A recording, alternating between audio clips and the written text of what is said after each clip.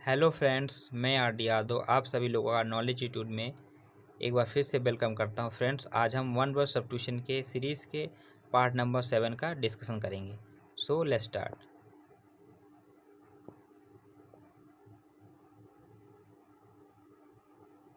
तो first one word substitution है one who has narrow and prejudiced religious view, यानी ऐसा पर्सन जिसका पॉइंट ऑफ व्यू नैरो हो, बहुत सकरा उसका जो है दृष्टिकोण हो अबाउट रिलीजियस, यानी धर्म के मामले में जिसका विचार संकीर्ण हो एवं बहुत ही कट्टर हो, दैट इज कॉल्ड बायगॉट। इसका रूट वर्ड देखते हैं। ये बायगॉट जो है आपका ये 1608 में 1680 में आया है। ये इसका ओरिजिन हुई है इस वर्ड का। तो ये आपका जो है ये रूट वर्ड इसका है विसिगोथस से आया है, जो कि फ्रेंच वर्ड है।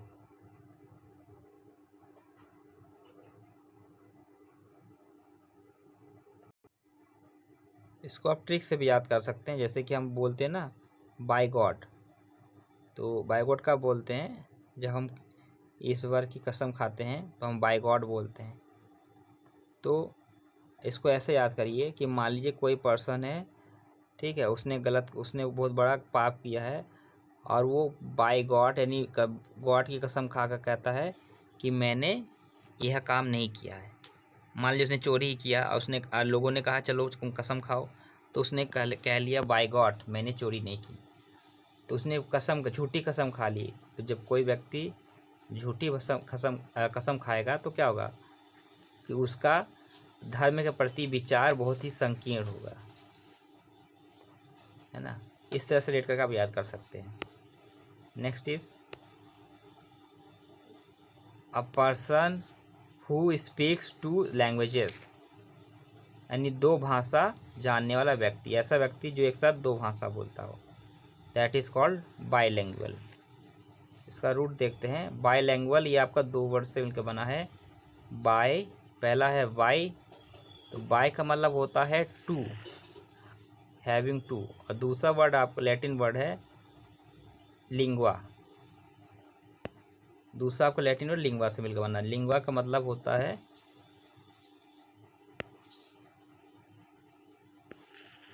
टोंग या लैंग्वेज। तो बाईलैंग्वेज मतलब होगा दो लैंग्वेज बोलने वाला व्यक्ति। Next is an account of somebody's life written by another person, यानी किसी के लाइफ के बारे में लिखी हुई बातें या वृत्तांत, उसकी या जीवन वृत्तांत जो है किसी दूसरे व्यक्ति द्वारा लिखा गया, यानी किसी व्यक्ति का जीवन वृत्तांत जो किसी दूसरे के द्वारा लिखा गया हो, यानी जीवनी, ऐसी जीवनी जो उस पर्सन ने खुद ना लिखा हो, किसी दूसरे ने लिखा हो, दैट इज़ कॉल्ड बायोग्राफी। एक होता है ऑटोबायोग्राफी।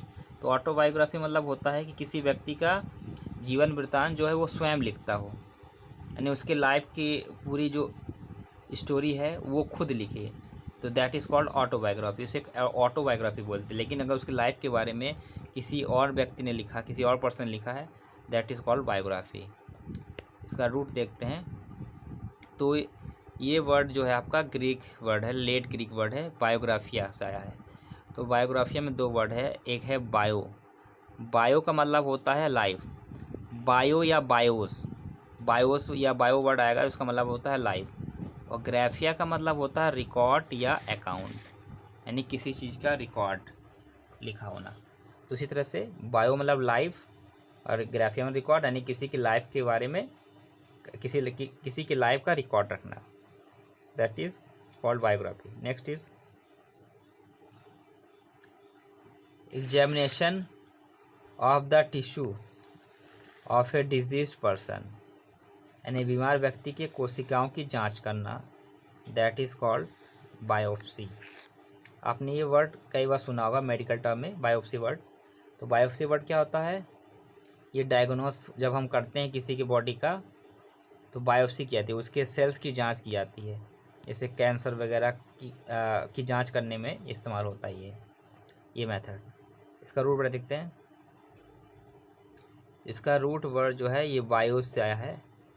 तो बायोस का मतलब होता है लाइफ, तो बायोप्स से मिल के बना है बायोप्सी, यानी किसी की लाइफ की जांच करना, यानी कि लाइफ मतलब किसी की सेल की जांच करना। क्योंकि सेल क्या होता है, किसी भी लिविंग थिंग या किसी भी लाइफ का जो है फंडामेंटल यूनिट होता है वो सेल।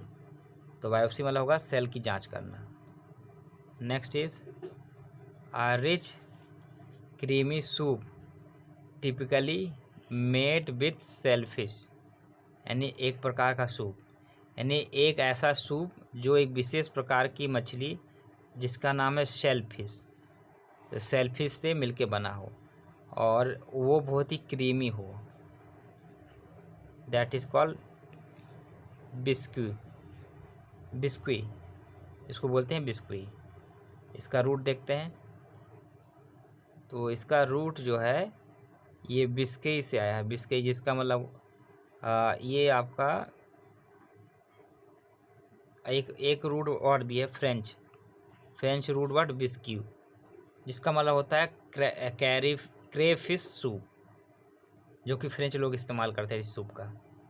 तो ये फ्रेंच से आया आपका बिस्क्यू, जिसका मतलब होता है एक प्रकार का सूप, कैरी फिश का soup. Next is very strange और अनयूजुअल, यानी अजीबो गरीब, स्ट्रेंज लगना या जो यूजुअल ना हो, मतलब सामान्य से अलग हो, यानी असामान्य होना। अनयूजुअल मतलब असामान्य होना, असाधारण होना, दैट इज़ कॉल्ड बिज़ारे। बिज़ारे इसको आप ऐसे याद कर सकते हैं बाजारे से, बाजारे, बिज़ारे को आप बाजारे से याद कर सकते हैं।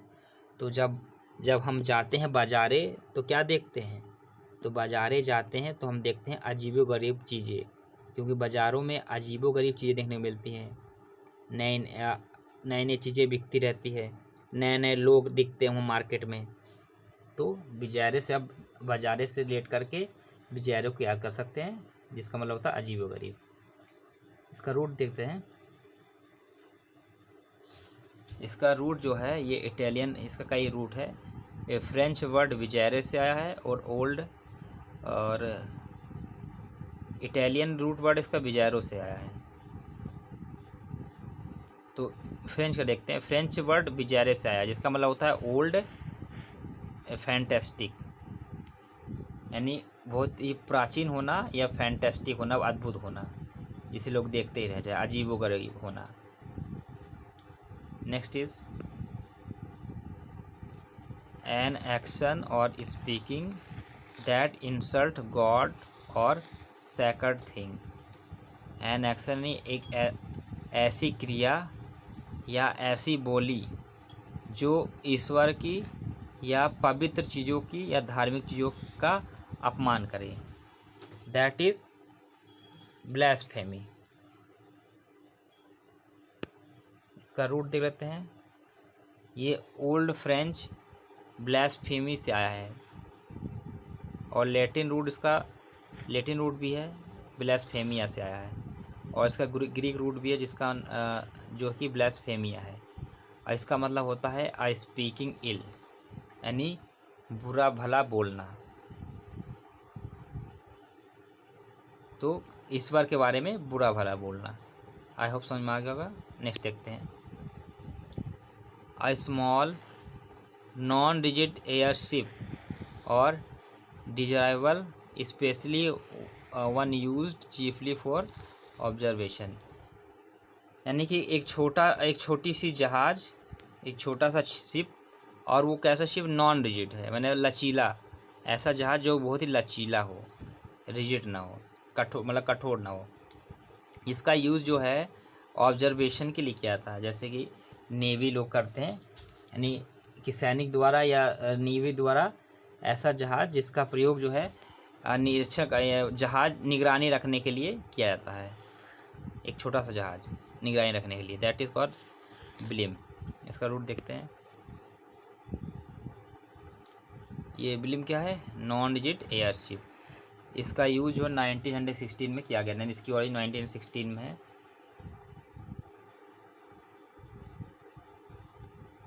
तो बिलीम बिलीम का मतलब होता है विदाउट इंटरनल फ्रेमवर्क,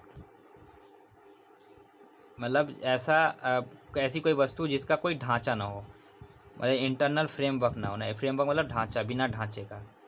तो बिना ढांचे का अगर रहेगा कोई चीज़ तो कैसा होगा, बहुत ही लचीला होगा। तो यानी ऐसा शिप जो कि बहुत ही लचीला हो, विदाउट फ्रेमवर्क का हो। Next is a severe snow storm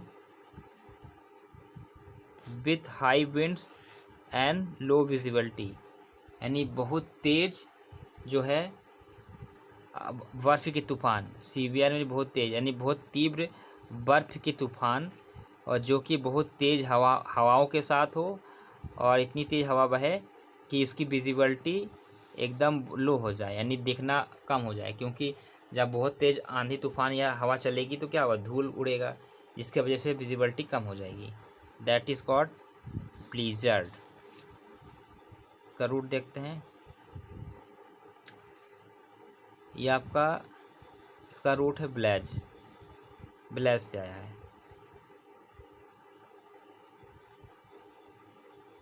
इसका फ्रेंच रूट देखते हैं। इसका अमेरिकन इंग्लिश का रूट दिया है, जो कि बेस्ट दिया है, ब्लीज। अमेरिकन इंग्लिश का रूट वर्ड ब्लीज से आया है, और ब्लीज का मतलब होता है वॉयलेंट रेनफॉल, यानी बहुत ही तेज़ी से मूसलाधार बारिश कह सकते हैं, यानी बहुत ही वॉयलेंटली रेन होना, बहुत ही मतलब वॉयलेंटली रेन स्टॉर्म, मतलब बहुत ही तीव्र, बहुत हिंसक तरीके से आंधी तूफान आना। Next is an embarrassing error, यानी शर्मिंदा करने वाली गलती, दैट इज़ ब्लूपर। इसका रूट देखते हैं। ब्लूपर ये एक ब्लंडर है। ब्लंडर मीन्स क्या होता है, बहुत बड़ी गलती जिसकी भरपाई ना किया जा सके। ये आपका जो अमेरिकन इंग्लिश बेसबॉल का स्लैंग है। स्लैंग मीन्स क्या होता है, कटबोली, जैसे कि ठेठ बोली, जो कि आम बोलचाल की जो भाषा होती है, जो कि किताबों में नहीं लिखी होती है, उसे स्लैंग बोलते हैं, यानी कटबोली। तो ये अमेरिकन इंग्लिश के बेसबॉल का स्लैंग है, जिसका मतलब होता है a fly ball in a high arc missed by a fielder, यानी जब कोई बॉल जो है, बेसबॉल हवा में बहुत ऊंचे पे जाती है, ऊंचाई पे, और फील्डर उसको मिस कर देता है, और उस कैच को मिस कर देता है। तो जब वो कैच को मिस कर देगा तो क्या, बहुत बड़ा ब्लंडर कर देगा वो, यानी उसने बहुत बड़ी गलती कर दी, क्योंकि वो बॉल को कैच करने से मिस कर गया। नेक्स्ट इज अ स्पॉट और stain caused by a discolouring substance, यानी दाग धब्बा लगना। स्पॉट मीन्स धब्बा, स्टेन मीन्स क्या होता है, दाग, caused by a discolouring of substance, यानी ऐसा सब्सटेंस जो कलर को उड़ा दे, discolouring substance, that is called blot. इसका रूट देखते हैं। ब्लॉट का मतलब होता है स्पॉट और स्टेन और इंक, यानी दाग धब्बे लगना या इंक लगना। तो ये आपका ओल्ड फ्रेंच वर्ड ब्लॉट से आया है, जिसका मतलब होता है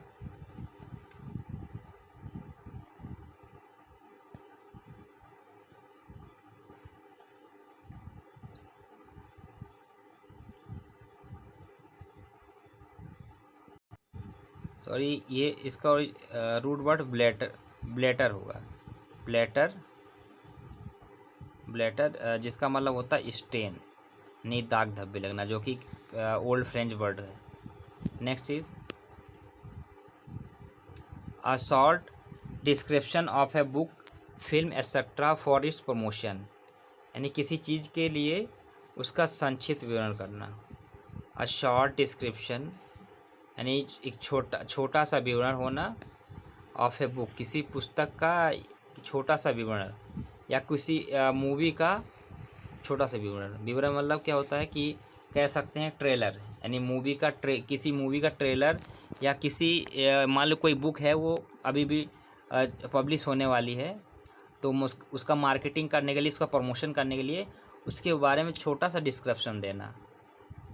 उसी तरह जैसे मूवी का प्रमोशन करते हैं, तो प्रमोशन करने के लिए क्या करते हैं, उस मूवी का जो है ट्रेलर दिखाते हैं प्रमोशन करने के लिए, या उसकी स्टोरी को शॉर्ट में बताया जाता है। तो यानी क्या होगा, किसी चीज़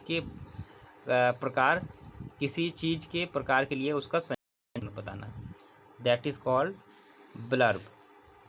इसका रूट देखते हैं। Blurb used by US scholar Brander Matthews, यानी इस वर्ड का यूज़, इस वन वर्ड सब्स्टिट्यूशन का यूज़ जो सबसे पहले यूएस के स्कॉलर थे ब्रेंडर मैथ्यू, उन्होंने किया था 1906 में। ये अमेरिकन कैरेक्टर थे, American character popularised 1907 by US हार्मोनिस फ्रैंक। बाद में इस वर्ड का जो है, पहले ये पॉपुलर नहीं था, लेकिन 1907 में यूएस जो है हार्मोनिस फ्रैंक जेल्टर वर्गस ने इसका यूज़ किया था, जिससे तब से ये बहुत ज़्यादा पॉपुलर हो गया ये वर्ड। तो इसका मतलब है originally mocking excessive praise printed on a book jackets probably deservedly immediately. मतलब इसका इस्तेमाल जो है, जो मॉकिंग करने के लिए, excessive praise printed on book jackets, यानी किसी चीज़ के बारे में बहुत ज़्यादा उसकी तारीफ़ करने के लिए बुक या जैकेट में छाप देना, यानी बुक या जैकेट में किसी चीज़ का प्रचार के लिए उसके बारे में छाप देना, तभी इस्तेमाल किया था, और ये एक नाउन है। Next is loud and aggressive talk. Loud and aggressive talk यानी जोर एवं गुस्से में बातचीत करना, दैट इज़ कॉल्ड ब्लस्टर। तो इसको ब्लस्टर को आप ब्लास्ट से भी याद कर सकते हैं, ब्लास्ट, ब्लास्टर, ब्लास्टर को ब्लास्टर से याद कर सकते हैं, यानी ब्लास्ट करने वाला। मतलब कोई व्यक्ति इतना तेज बोलता है जैसे लगता है कि ब्लास्ट हो गया, ब्लास्ट करने वाला व्यक्ति, यानी जोर एवं गुस्से में बातचीत करने वाला व्यक्ति। ऐसा लगता है कि ऐसी बात करता है, इतने ज़ोर से बात करता है, गुस्से में बात करता है इतना ज़्यादा, ऐसा लगता है कि ब्लास्ट हो गया, बम ब्लास्ट हो गया। इस तरह से फ़नी वे में रेट करके भी याद कर सकते हैं।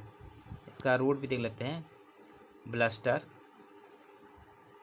ये लेट 1414 सी में आया है, और ये जर्मन सोर्स है इसका है। मिडिल लो जर्मन सोर्स ब्लस्ट्रेंस आया है, मतलब इसका रूट वर्ड जर्मनी से आया है, जिसका मतलब होता है लो वायलेंटली, सॉरी ब्लो वायलेंटली, यानी बहुत ज़्यादा वायलेंट होना, वायलेंट होने के बाद ब्लो मतलब एक होता है ब्लो मीन्स हवा फूकना, या ब्लो मतलब बहुत ज़्यादा, मतलब हिंसक इतना हिंसक हो जाना कि मतलब बहुत ज़्यादा उत्पाद मचाना, हिंसक हो जाना, ब्लो वायलेंटली। तो ब्लो का मतलब होगा यहाँ तेज़ तेज़ चिल्लाना या बोलना, उससे रेट कर सकते हैं। नेक्स्ट इज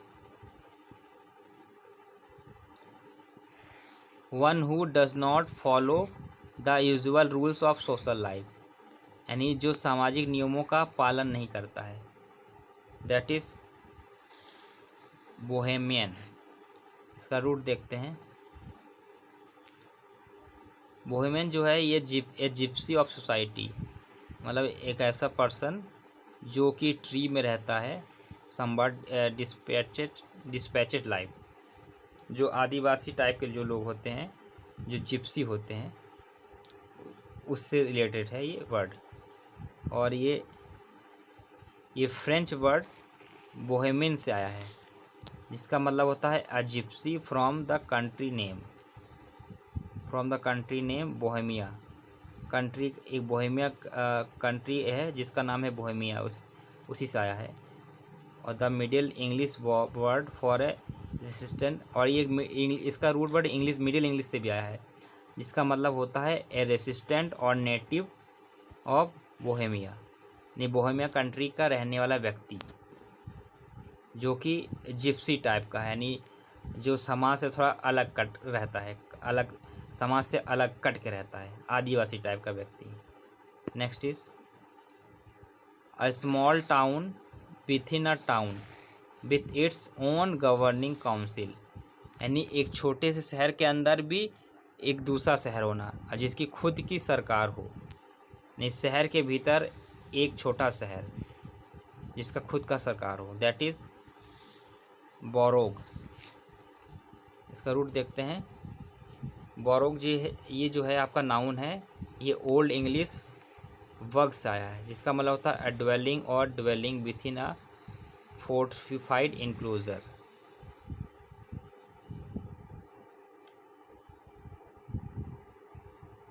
और इसका जर्मन रूट भी है वर्गस, जिसका मतलब होता है हिल या हिल फोर्ट या फोर्ट्रेस। मतलब जो फोर्ट होता है ना किसी राज्य में, फोर्ट क्या होता है, किला। किला जो होता है वो शहर के बाहर होता है, जिसमें सैनिक होते हैं उस शहर की या उस साम्राज्य की रक्षा करते हैं, उसे बोलते हैं बर्ग फोर्ट या बर्गस। बक्स मतलब होता है हिल फोर्ट, यानी किसी हिल पे बसा हुआ कोई किला। Next is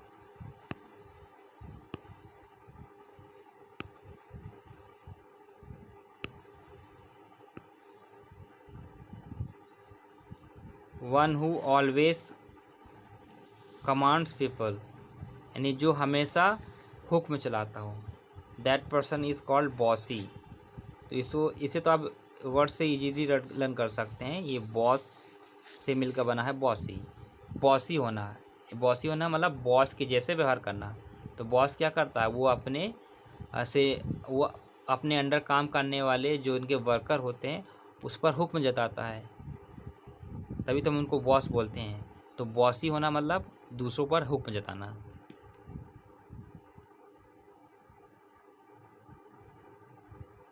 next is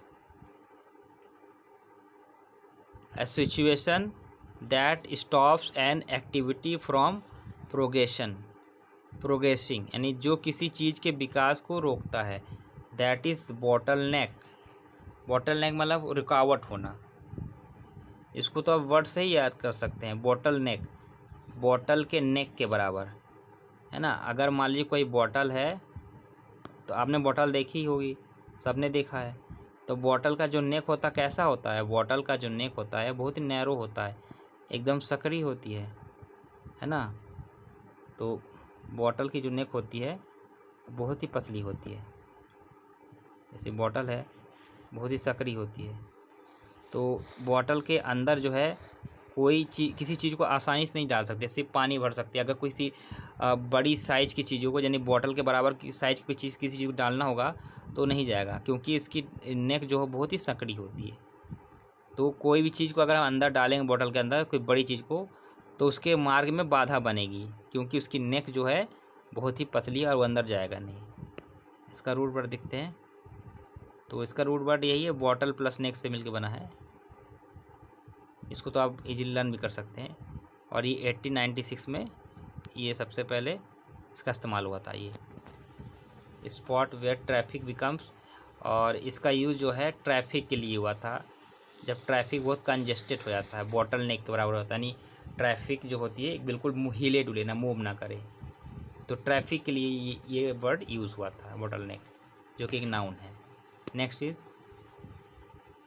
okay. आज का वन वे सब्स्टिट्यूशन यहीं तक रहा। इसका नेक्स्ट पार्ट आपको बहुत जल्द मिलेगा।